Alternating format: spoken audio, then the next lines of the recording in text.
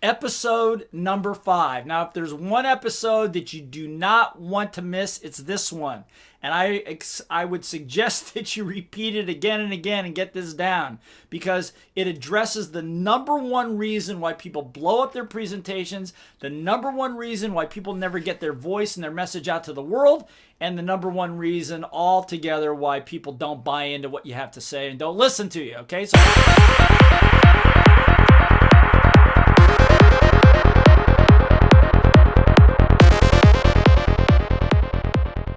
So listen closely. Let me start by asking you a question. When you go to give a presentation, online, offline, doesn't make any difference, whether it's 3 people or 3,000, when are you the most nervous? At the beginning of your presentation or the end? Yeah, of course, at the beginning.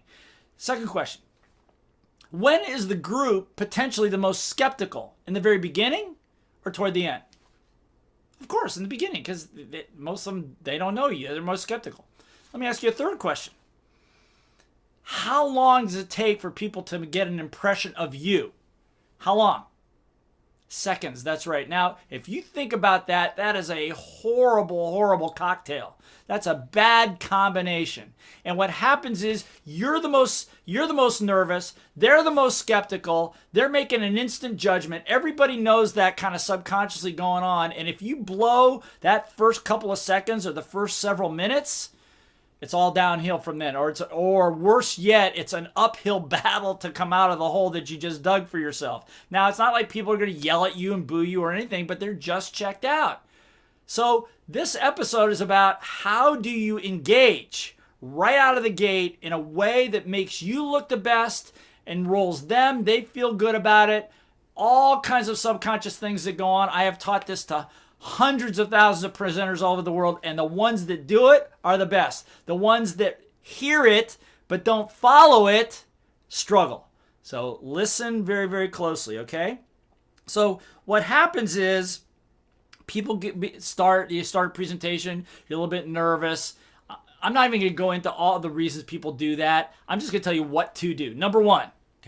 So write this down. Number one, prepare two closed-ended questions that are relevant to what it is you're talking about. So let's say you're talking about developing championship teams. So your first question, you start with a question. You don't say good morning. You don't tell a joke. You don't say how you doing. You don't say thank you. You don't say any of that. Listen closely. You start, the first words out of your mouth are questions. I'll explain why in a second. Are questions. And the question could be like, how many of you would like to be part of a real high-performing team? Good, thank you. And maybe another question you could say, how many of you have ever been frustrated at least one time in your life by other members of your team? Give me a show of hands. Say yes. Thank you. So what did I just do? Did a whole bunch of things. First of all, the heat was on me, right? Because everybody's looking at me. The minute I ask a question, I take over control, and now the heat's on you. The heat's on you. You have to think. So immediately, I forced you into engagement, whether you like it or not. Now, you add something like, if you're on Zoom, you would say, how many of you have been, how many of you have ever been frustrated at least one time with a teammate? Give me a thumbs up if that's ever happened. Or type in yes in the chat box. Do that too, okay? So, or raise their hand, depending on the number of people that you have on your call. Okay, so you start with those in questions. Now, why else are you doing that? Well, because they get to know that you're real. Because you're not asking them stupid questions like, how many of you watched the baseball game last night? No, you're asking something that's relevant, and it's a question that lets them know that you're not just some fluffy guy, that you kind of understand the problems and the concerns that people have. Okay, so you telegraph all these messages right up front in like a couple of seconds. So immediately you put them on notice, okay? So you ask in a couple of enrolling questions. Now, the second thing you do, what's the second thing? Second thing you're going to do is to think about this. They're sitting there on this Zoom call. They have other things going on in their lives. They're texting back and forth. They've got all kinds of crap going on in their lives, and they're not present. So how do you handle that? So after you ask your questions, by the way, every time you ask a question of a group, you say, Right. You say thank you. Excellent. Appreciate it. Whatever that is. Okay. So the next thing you do is you're going to acknowledge them for being there. Now, this seems kind of obvious, but most people skip it or they do it insincerely. So then what that sounds like is, first of all, I know all of you have very busy schedules. You have a lot of stuff going on, and you had to move some things aside to be here. Some of you are here by choice, some of you not by choice. I want you to know that I appreciate that. By the way, how many of you could be someplace else other than here right now? Okay, good. How many are still thinking about the other place? All right, good. Thank you. So I know that you have a lot of choices and maybe no choice at all, but I'm going to do my best to make sure that the time we're spending together is worth your time. And when you go back to whatever you're doing, you're going to be much more effective. Is that fair? If that's okay with you, give me a thumbs up. Okay, so let's stop for a second. What did I just do? I acknowledge them. We're going to talk about this in a second. I acknowledge what was already going on in their mind and got them present. I acknowledge the fact that they have other things going on. I know that it's a burden for them. I'm not trying to be all full of joy and power and all the good stuff that we're going to talk about. That stuff gags me. And the average person does not see it as sincere. Okay? So be real from the heart. Don't say something like, well, before we begin, I really want to thank you all for being here. Who gives a crap about that? That didn't come from the heart. That wasn't sincere.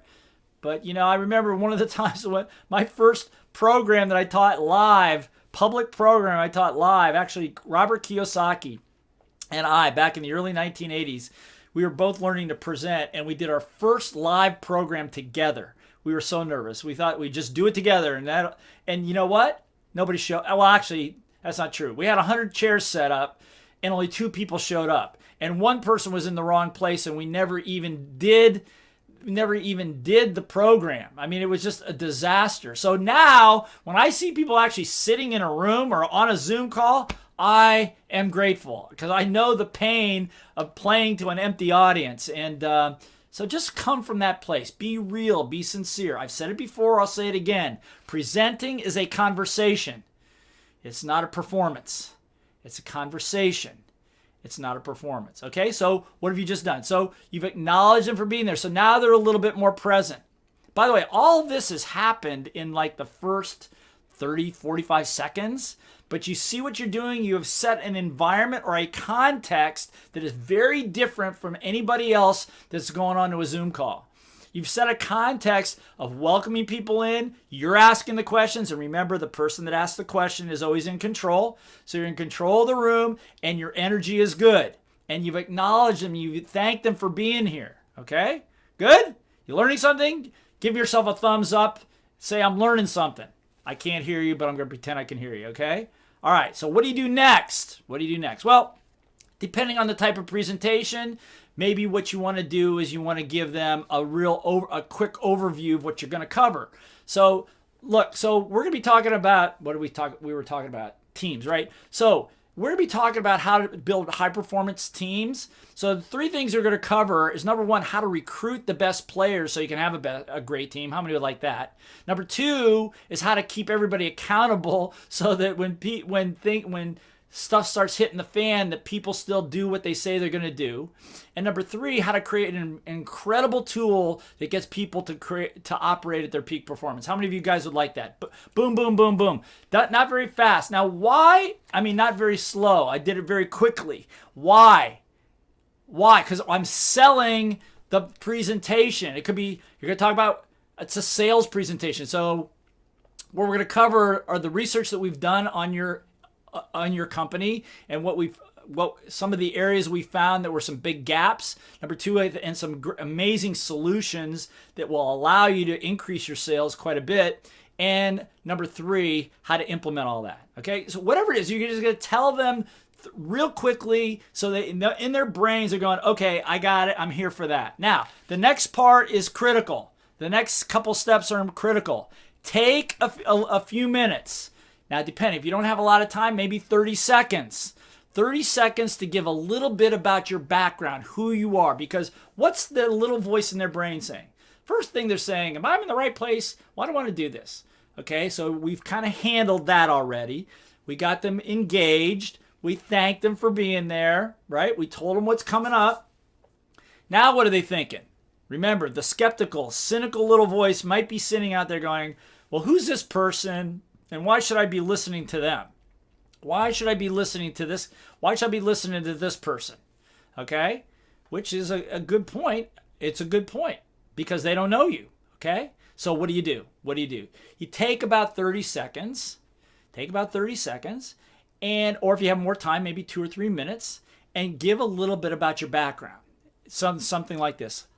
So those of you that haven't met me before, my name is Blair Singer.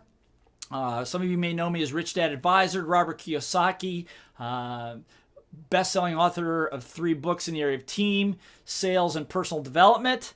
And over the last 25 years, I've worked with thousands of people, help them become world-class presenters, and get their messages out to the world so they can massively increase their income and massively increase their reach. Okay, and I'm really looking forward to doing the same thing with you. Boom. Just a real quick credibility piece, an elevator pitch, if you will, about who you are, what you do. Now, if you don't have that and you're part of a company, talk about your company. Hi, I'm part of a team. We used to do this back in the days when I was selling for Unisys. Hi, my name is Blair. I'm part of the Unisys team. Over the last 25 years, we've helped hundreds of thousands of entrepreneurs with office equipment solutions that increase their efficiency, reduce their payroll expense, and help them be competitive in the marketplace. Boom, whatever that is. Just a quick elevator pitch of what you do. Now, don't brag, just the facts. Tell the truth, and you don't have to expound upon it. The left brain of the audience needs to know that you know what the hell you're talking about. That's all that is. So you just got to give a little bit of that to them. And then the second part of it, we call this, by the way, the earn the right. You're earning the right. The second part of that is why you're there, why you're excited to be here. And it could be like, and the reason and so that's my background, but the reason I'm here is because right now the world needs great teachers and leaders more than ever. The world is filled with misinformation, false hope, and all kinds of stuff. And if I can help you, support you, your business, and your teams to be able to deliver great messages to the world, then we all win. Okay? How many of you are here for that? Give me a thumbs up. Done. So what did I just do? What I just did is that I satisfied the little voice in their brain. I satisfied the whole issue that they have about does this person have any idea what they're talking about? And again, you don't have to be grandiose about it. You have a list of all these credentials. I have a PhD, an MBA, and blah, blah, blah. People don't care about that, honestly. I know there are some regions around the world where people think, well, I wrote this book, that book, this book, that book. People don't care. They want to know what you've accomplished. Like when I say I've helped thousands of people be able to get their messages out to the world so they could multiply their sales and multiply their reach to the world. That's what people want to know. They don't want to know your credentials, what school you went to, and all that other stuff. Nobody cares. Nobody really cares. They just want to know what you are able to do for them. Okay? Now, I'm going to tell you, go back. I would pause this. I'm going to go back and listen to this sequence again. This is a multi-million-dollar nugget-filled sequence that I've taught to thousands of people. Some of the greatest presenters on every world-class stage in the world in every language have used this, and most of them, many of them, I've taught them or my students have taught them. Okay, so please, please, please use this. Use it with care, with humility. Always remember to ask lots and lots of questions while you're doing it as well. Okay, so let's just pause right here for a second.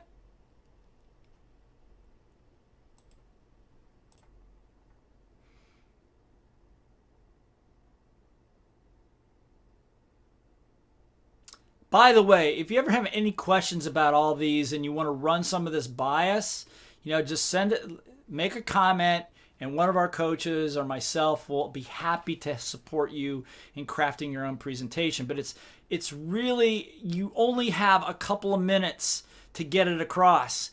And most people are very, very bad at doing it. And they think that by telling a joke, creating humor, being cute and charismatic will cover the day. And you know what?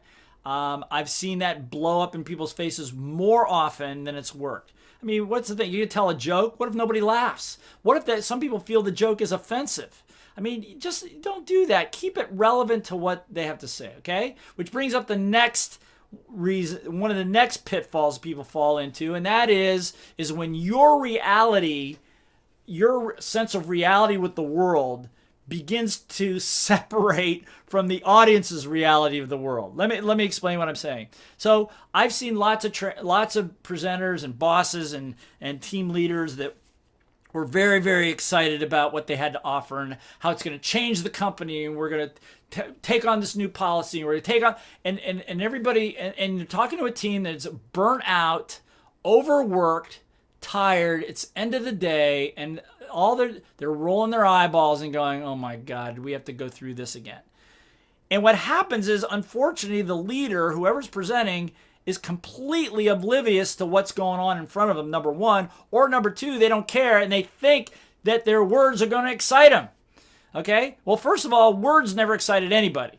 Okay? Words never excited anybody. Words are only 7% from an NLP perspective, 7% of the communication. The rest is enthusiasm, body language, tonality. So there's got to be some oomph behind it. But even with that, you could still be creating a Grand Canyon between you and the reality of the team. And at the end of the day, what happens? You don't know how to handle that. Then not only do you have no buy-in, but you have skepticism, and you end up with a lot of pushback. And you'll be, "What? I thought it was a great presentation." Okay? So let's address that.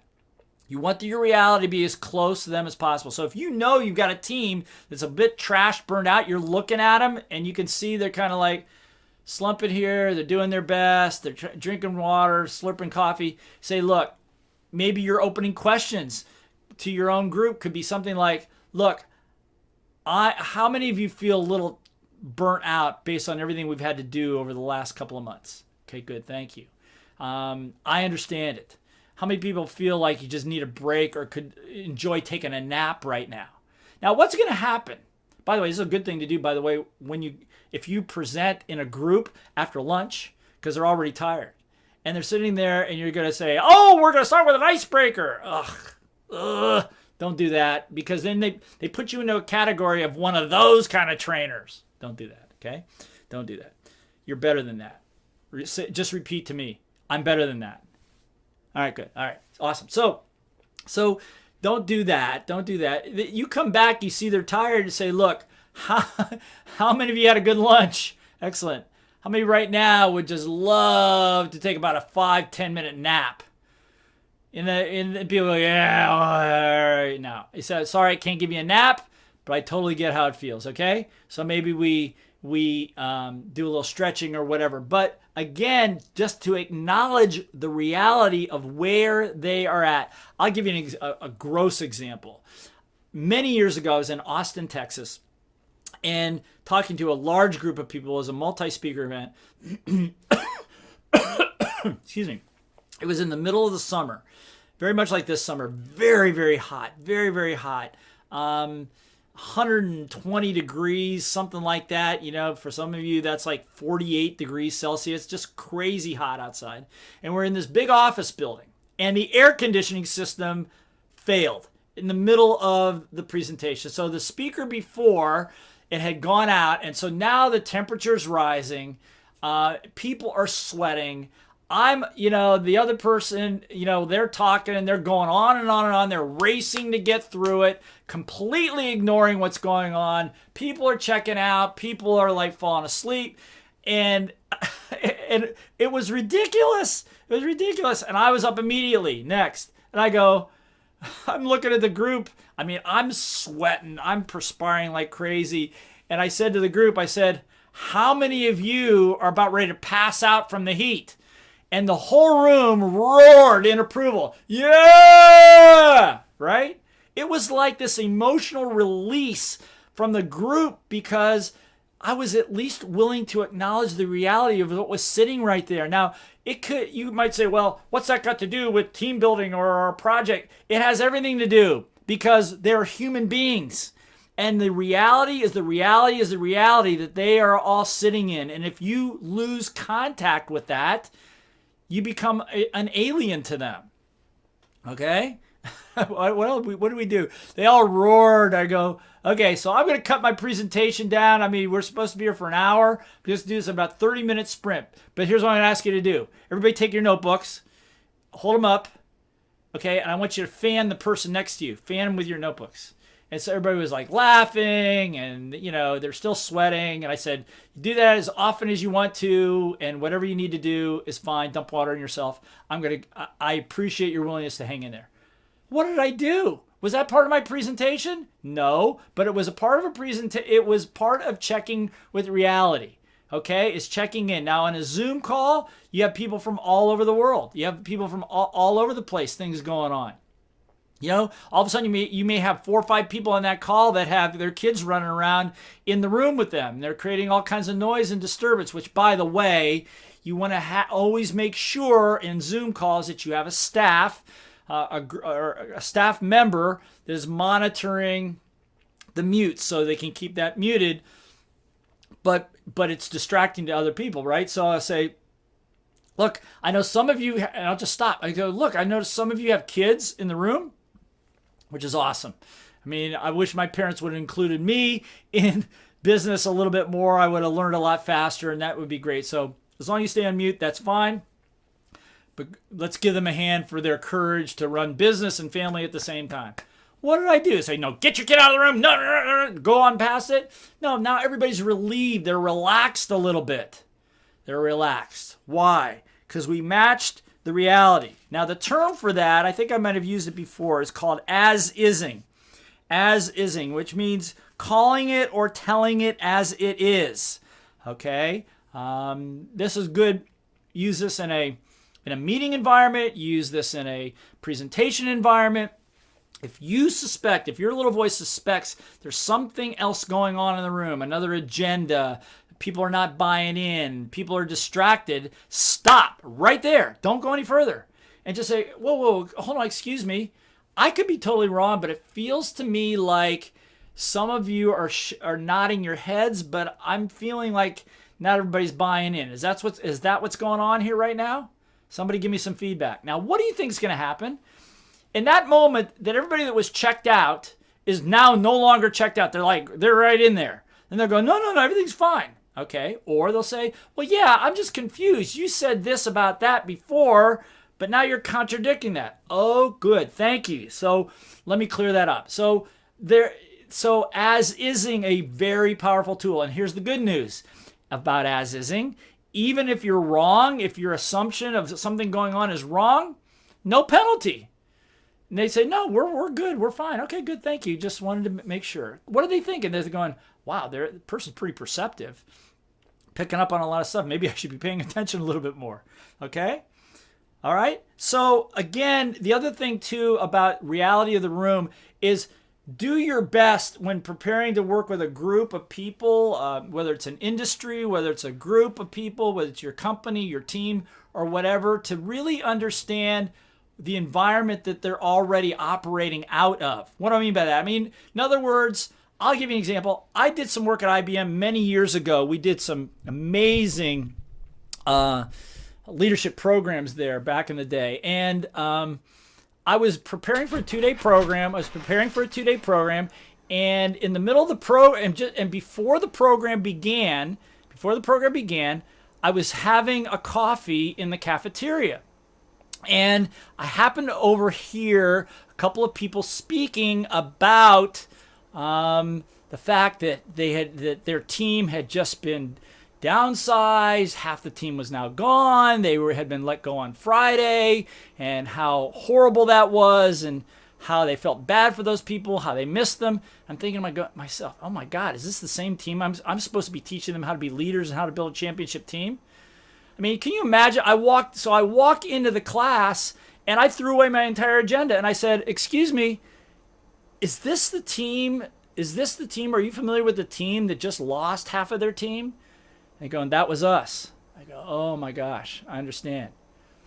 How do you feel about that right now? How many people are feeling pretty beat up about that?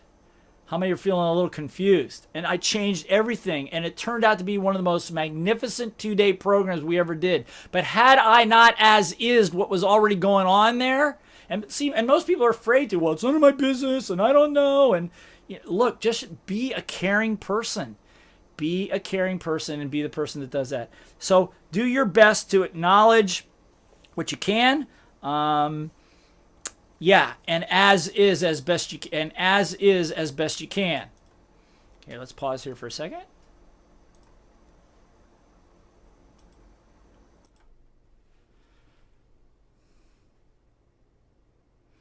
I hope you're learning a lot in episode 5. This, like I said, it could be the most powerful of all the episodes. So go back, review again and again and again. If you become masterful at just what I told you, it's going to put you into the category of the top 10% of anybody in the world in presenting. Now, hopefully you know what you're talking about and you have some good material too. But I've seen lots of great material that never saw the light of day. I've seen great people that had big hearts that wanted to make a big difference, to grow their businesses and to sell lots of stuff that never got sold because they couldn't get past these things. They couldn't get past these things. And you have to trust me that after addressing literally millions of people in over 40 countries around the world, I'm going to tell you that these are the things that matter the most. They matter absolutely the most, okay? And they want to be able to trust you, to respect you, and to love you, okay? So one more piece I want to cover, and that has to do with that in a very big way, and that's this, and that is what I call the loss of humility, or the I did great syndrome. I did great. What's that look like? Well, it looks like I ask somebody, a protege, and I'll ask them, so how'd your presentation go? Oh, I did great. It was awesome. Really? Tell me about that. Yeah, I mean, everything worked, and there weren't too many questions, and and all this other stuff. And I'm going, okay, this is already going to be a problem. Why is it going to be a problem? Speaking and communicating is not a perfect game. Just like golf. Nobody's ever shot a perfect game in golf. So every golfer knows when they get done, if they do a good job, you celebrate the win, but you always know, what could I have done better on hole number 12? What could I have done better on my short game? How could I improve this? And the same thing is true.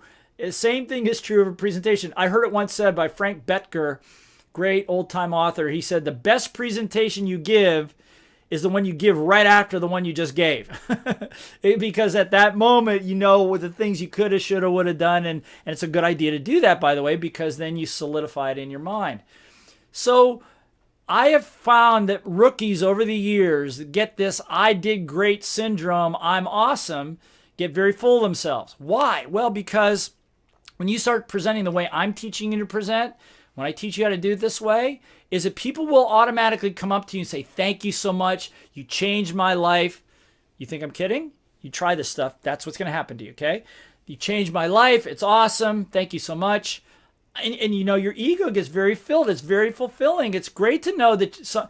How great is it to go to bed at night knowing that somebody came up to you and said, thank you for changing my life? Are you kidding? That's amazing. But the challenge here is to understand that the inflated ego is not good for being a great presenter, okay? Because the I did great syndrome shuts you off from improving. It shuts you off from looking at the nuances and the pieces that will allow you to get better and better and better. You know, Kiyosaki and I have always said that we've never given a perfect presentation, not even close. Not even close. This one's not. I mean, I would like it to be better, but you know what? I know that every time I can get a little bit better. And you've got to have that humility syndrome. And to understand this is even more important. So listen to me closely. The magic on your Zoom call, the magic in your room has very little to do with you. It has everything to do with that audience. The brilliance and the genius is out there. And when you are able to be the person to engage that and get the feedback and get them to respond and get their energy up, now what happens is all that flow comes toward you.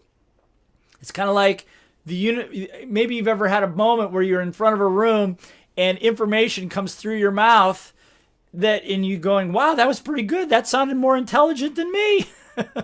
It's happened to all of us. And it's at that moment where, because you're following a good system and a process, you tap into that universal wisdom and flow and consciousness out there.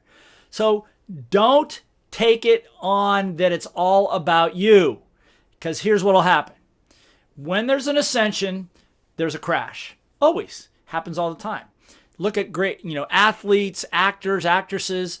They reach this level of stardom and power and accolades, and within days you hear about them on drugs, alcohol, abuse, all kinds of crazy stuff. Because what happens is they think it's about them. You want a little secret? I'm going to save you a lot of grief. I'll save you a lot of depression. I'm going to save you a lot of upset. Remember, you are there by their decision. You are there because they grant that space to you. And never, ever forget that. You are there to serve them. And the minute you go from serving them to dictating to them and telling them and being better than them, I'm going to tell you, we could do another whole video on this. You're gonna pay for that. Something's going to bite you in the shorts. How do I know? Because it's happened to me more than once in my career. Okay? So the idea here is to be humble, to be grateful, and to acknowledge all the sources that allow you to be present and to channel whatever information you can, because some of the information you channel through, some of that information is your own, and the rest of the information and enthusiasm comes from them. So it's not just about you. It's not just about you. So don't allow yourself to get into the, celebrate your wins, for sure. But don't allow yourself to get to the place where I'm great, I'm awesome, I'm better, and all this. To this day, I've been doing this over 30 years, and I can tell you that I still hold that I am the eternal student. I'm still learning. I'm still learning how to present. Still learning how to deliver. I'm still learning how to get the best out of people. At our Master Facilitator program, we talk about the fact that the genius is not on the stage. The genius is in the room. The genius are all those people sitting in the room. And your job as a teacher, leader, facilitator, business owner is to tap into that and pull it out of them so that they can see it and they can take action with it, okay? So remain humble, my friends, and love them, and they'll love you. Be amazing.